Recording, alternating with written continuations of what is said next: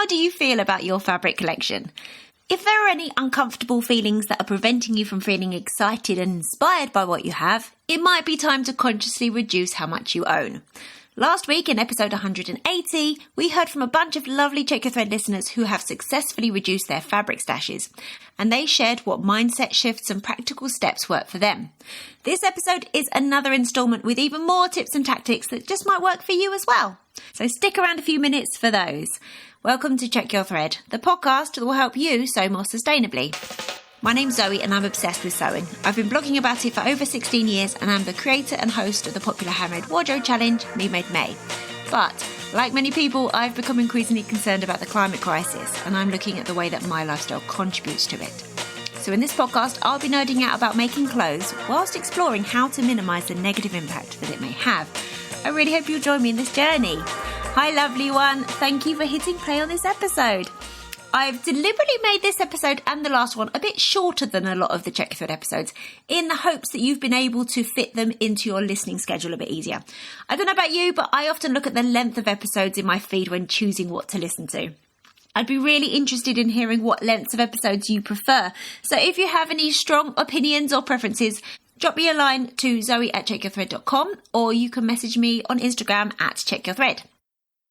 Anyway, I have a follow-up to share with you about No Mow May that I mentioned in last week's introduction. In case you missed that, No Mow May is an annual campaign initiated by the wild plant charity Plant Life, and it encourages people to refrain from mowing their lawns in May. This pause on mowing allows wildflowers to grow and bloom, providing vital food and shelter for pollinators like bees and butterflies, who will have been recently coming out of hibernation and revving up to do their pollinator business. Even my kids' school mentioned No Mow May in their newsletter last week, so that was really heartening.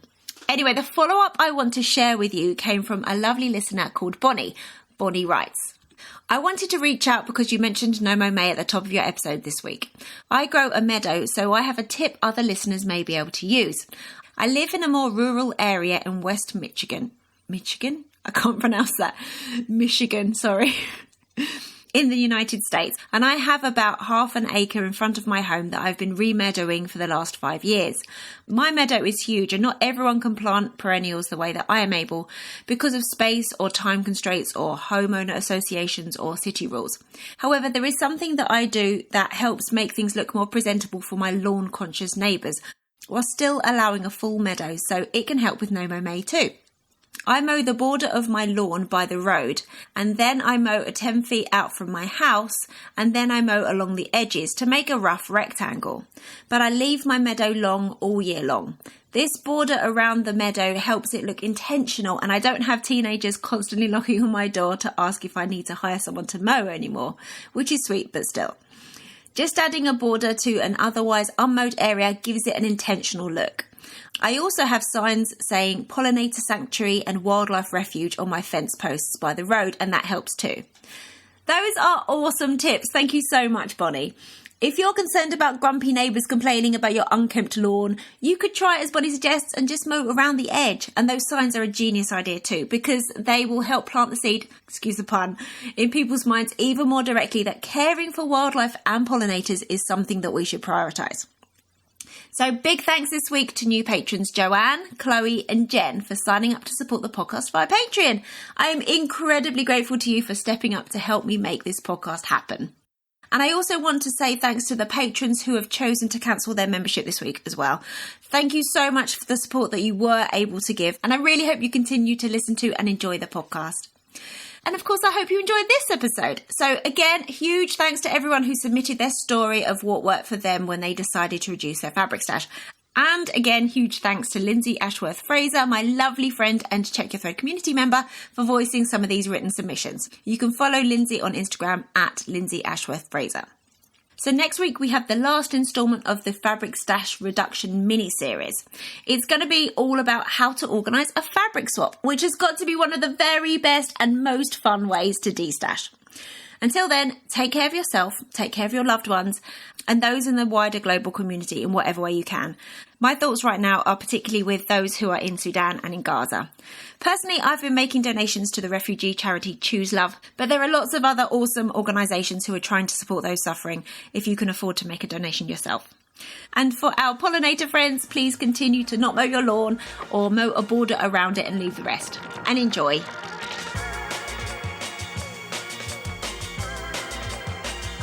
If you have the goal of reducing your fabric collection, hopefully you picked up some ideas and tactics that might work well for you in last week's episode. If that selection of submissions piqued your interest but didn't quite connect, here's a load more.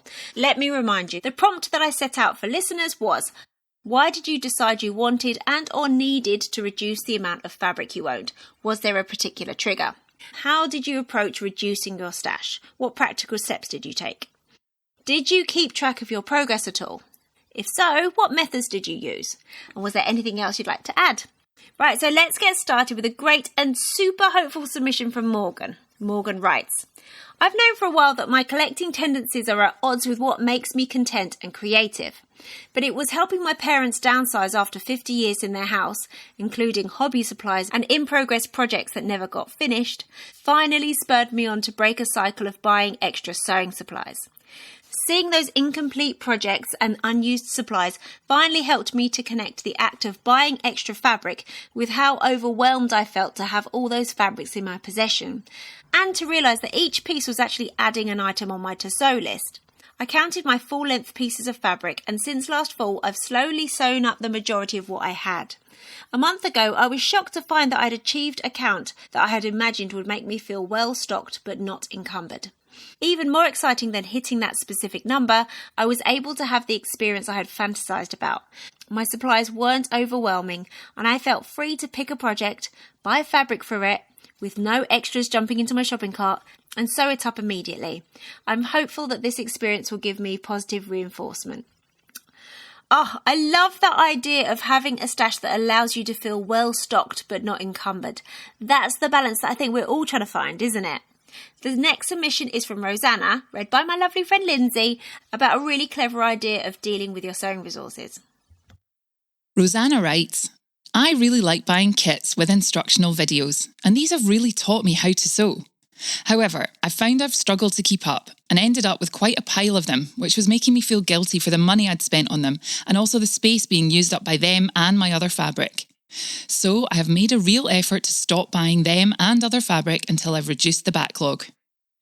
Working full-time with kids means I'm time poor, so I've failed to do anything fancy in terms of logging my stash, but I've just got a list in a notebook of intended projects, which I've been allocating a few to each month. It gives me an aim, and it's nice to see them get crossed off. If it wasn't originally a kit, I like to package the next few projects up like one, in an old box. So I put all the haberdashery, thread and pattern with the fabric so it's ready to go. I think having controlled spaces for stash helps. My quilting cottons live in a trunk, and as it's full, I don't buy more. However, my clothes fabric is more scattered in various places, which I think needs to change once I've reduced its amount. I knitted before sewing, and I do wish there was an equivalent of Ravelry for sewing, as I've always added yarn to my stash and it's easy to link it to patterns, so I feel my yarn stash is much better catalogued than my fabric stash. Having said that, in terms of hours to use up, my knitting stash is far worse than my sewing one. I'm slowly chipping away at it too, with my current 2 knitting projects having been bought circa 2010. Here's a voice note from Heather, who acknowledges the very relatable tendency of buying fabric far quicker than you can sew it up. Hi Zoe, it's Heather in Bristol. I am on a mission to reduce my stash. I decided towards the end of last year that the amount of fabric I owned was getting a bit out of control and taking up more space than what I wanted it to. I've got kind of 2 big shelves, which I know doesn't sound huge compared to some people, but those shelves were absolutely full and I didn't really have anywhere else to put it. And I also realised it was growing quicker than I was using it, and what is the point of that? So yeah, I've since November stopped buying fabric, which I guess is like, that's the quickest way to reduce your stash, right, is just to not buy more. And I'm sewing through what I've got. The biggest issue I have, or the biggest problem I have, is scraps. I find sewing like the new pieces of fresh fabric really easy. There's loads of patterns I want to try. There's loads of things I want to make for myself and for others. I don't find that to be a problem at all, but scraps I really struggle with, both like how to use them and then if I'm not going to use them, how to dispose of them or who to give them to. I've got a couple of things I've started doing. One is making like reusable wipes, which I make loads of and give them to anyone who will take them instead of kitchen roll or whatever. And I don't keep track of the progress other than I post my makes on Instagram and I'm just kind of watching it reduce. And I am part of Lasso Standing and hopefully will make it to the end of the year. I may actually use up all of my fabric before the end of the year. We'll see. Certainly all of my like fresh, uncut fabric, but probably won't get through all the scraps. And if I can do that, that would be great. And yeah, that's the only way I'm tracking it, just by looking at it. But that in itself is quite a nice like visual mark of progress. Those shelves are no longer full, and that's a very nice feeling. Thanks, Zoe. Louise is another person who's been using the Last Sew is Standing challenge to get closer to their resource goals. Louise writes, "My main motivation to reduce my fabric stash was the general amount of stuff in my craft room. I want the space to put more stuff away so it's not visually overwhelming. Being a multi-crafter, I realised that the only way to get space was to use stuff up. I find it difficult to give stuff away if it's still useful. My stash is going down, slowly, mainly because of signing up to the Last Sew is Standing challenge for a couple of years. I'm also more inspired to use every last scrap rather than start new lengths of fabric, so that's slow paced too. I have extra lists in my Trello fabric board where I remove fabric once it's below 1 metre, i.e. remnants, and when it's just strings and tiny scraps, finished. Even if it doesn't move out of my house, it just becomes potential stuffing." Now we'll hear a submission from Jo, read by Lindsay, about their mindset shift and what that's meant for their fabric ownership and storing methods. Jo writes, "I've been on a quest to reduce my stash for 2 or 3 years now. I've realised I don't need to buy the perfect fabric for projects. Using what I have adds something special to a make. As a result, when I do buy fabric now, I tend to do it mindfully, only buying exactly what I need and using it as soon as possible. Why did you decide you wanted and or needed to reduce the amount of fabric you owned? My stash is stored in a metal chest, and when it started to overflow, I started to feel stressed about the amount of fabric I have. I try to keep my stash a volume that fits in the chest, but it's a work in progress. During lockdown, I made a quilt without buying anything new. This was the start of my realisation that I could make do with what I have. How did you approach reducing your stash? I organise fabric scraps primarily by fibre content and type. Any larger offcuts I tend to keep in individual bags. I label them including the length and project ideas. The most common projects I use for stash busting tend to be quilts, undies, homeware and kids' clothes. I'm currently working on a patchwork duffel and planning a patchwork Aora jacket. I have made good progress in using my scraps and stash, and I certainly have reduced how much I buy. However, I have found that my stash is not getting smaller. This is because my mindset towards fabric and haberdashery has shifted, and I'm saving and harvesting more fabric and hardware from old items that are no longer functional or useful in their current state. So although my stash isn't reducing in volume, I do feel that I'm sewing more sustainably." Here's a really insightful submission from Celine. Celine writes, "I have lots of fabric that I bought at the start of my sewing journey. Oh, not expensive, don't know what it is and don't know what I'll do with that. Let's buy it. Then quite a lot as well bought with specific garments in mind. Though I didn't feel ready for said garments at the time. Don't ask the logic. It's the usual FOMO of quite a few beginners. And finally, fabric that were really good opportunities but didn't get to be sewn. That's taking up a lot of space in my house and a lot of mental space as well, guilt and all. What's worked for me? 1. Get rid of most newsletters, less temptation, but keep the really good ones to learn to resist temptation. 2. Set up a Trello board with not all my fabrics, but the ones I see projects for, keeping it realistic. 3. Going through my patterns to check what I would really like to make this year. So all in all, reduce the temptation but learn to resist. Go through both fabrics and patterns to make a realistic programme for the next season. Also, I participate in a forum, threadandneedles.org. They've hosted a challenge for the last 8 years to bust our stashes. It's my 3rd year participating. There's quite a few of us, so it's kind of outer accountability and cheering at the same time. I use the forum to keep track of my progress also. I've also given away or sold quite a few fabrics I know I'll never use because of the colour, the weight or the weave, etc. But it's taken me some time to get there with my stash reduction because I needed confidence to really start sewing garments. I've been an accessory sewer for years, like straight lines and no fitting for my G-cup. Something I've started doing that has helped in using my fabric up is making multiple versions of the same pattern. I almost always have to make an FBA and sometimes other modifications to a pattern. It takes time to do all that, so if I like a pattern, I make several garments out of it, right after it, so I don't lose interest or get distracted by something else. It's worked for a pants pattern this winter, it's also worked for t-shirts and bags, and I'm finishing a second bed linen set out of linen, so that's great for destashing. Though it meant buying quite a lot of fabric in the first place. Now we'll hear a voice note from Emma, who, by the way, is inadvertently introducing the topic of next week's episode. Spoiler alert, it's fabric swaps. Hello, my name is Emma and I'm from northwest London. I've been sewing for decades now and I never really had much of a stash until COVID and lockdown, and then I had a new hobby and my stash got very out of control and I ended up with over 30 pieces, which I found overwhelming and slightly embarrassing. I decided to address this and I went through all my fabric and took anything I didn't love to fabric swaps so they could find a new home. I did notice that a lot of this fabric I bought in the sale, and I think sometimes I bought it because I liked the price more than I loved the fabric. Anything left, I decided what I wanted to turn it into. Now I see future projects, not just a pile of fabric. I've not banned myself from buying new fabric. If I see something I really love, I can buy it. Life's too short. It's one of life's great pleasures. But I have to have a clear plan and I have to sew it up within 3 months. That way, I'm not adding to my stash. I intersperse my new sewing with the sewing plans from my stash. I'm slowly getting through it and I feel more in control. I'm very much inspired by the Check Your Threads podcast, and thank you, Zoe, for everything you do for the sewing community. And finally, here's a lovely and poignant submission from Elaine, who kind of puts a lot of what we're talking about into a larger perspective. Elaine writes, "Twice I've been involved in destashing after the death of a crafter. First time it was for my mother and the second time was for a neighbour.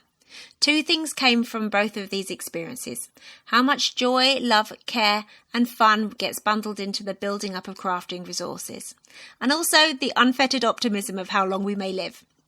Crafting really helped my mother manage the fatigue that comes with cancer. She took up quilting in her 40s with her first bout, dying of the disease in her 70s, with some amazing memories and quilts made. It was hard deciding what to keep and what could go of my mother's, but it's lovely seeing my daughter and her friends starting out on their crafting journeys with such loved tools, including the many quilting measurement devices.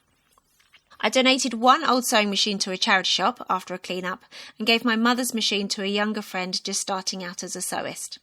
I learned on the second destash that auction houses are also great for selling sewing machines. I also bundled up sewing kits for new sewists from the extra suppliers to start them off. Fabric-wise, I found that Project Liners in the UK is a great organisation that makes quilts for hospitals and other settings. They were helpful on both occasions for passing on fabric and scraps. If you're really struggling, see if you have a local scrap store that could help with collection and sorting. Both ladies were also multi-crafters, and I have stocked up our church community cafe with watercolour pencils, origami and other crafts. I've put myself on a no-buying ban for multi-crafts and I've committed to rotating around different crafts. One tip I'd like to share, be careful about writing particular gifts of machines and supplies into your will. If the recipient doesn't want the item, it can make the probate tricky for the executors of the will. They have to prove a suitable cash alternative was given or the item was sold and they benefited.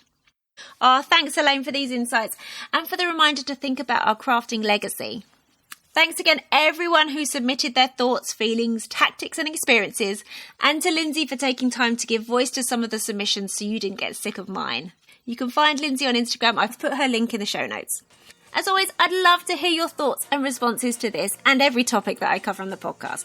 So feel free to email me, zoe@checkyourthread.com, or hit me up on Instagram @checkyourthread. And let me know if any of these provided any kind of inspiration or ideas for your own stash reduction journey, if you're on one. Thanks so much for listening. I really hope you enjoyed this episode and are left feeling inspired. For more info about the podcast, including show notes for this and every episode, head to checkyourthread.com. I'd love to hear from you, so if you have any comments, questions or ideas for future episodes, please get in touch by emailing zoe@checkyourthread.com or find me on Instagram @checkyourthread. Massive thanks to Patrick Potter for production support, to Sylvia Seller for the awesome logo design, and to Simon at Palm Skin Productions for the music. This ad-free podcast would not be possible without listener support, so if you feel you are able, please consider signing up to the Check Your Thread Patreon. For the equivalent of buying me a coffee each month, you'll be making it possible to continue producing regular episodes. Links can be found in the show notes and on the website checkyourthread.com. I hope you'll listen again next week. Until then, take care. Bye!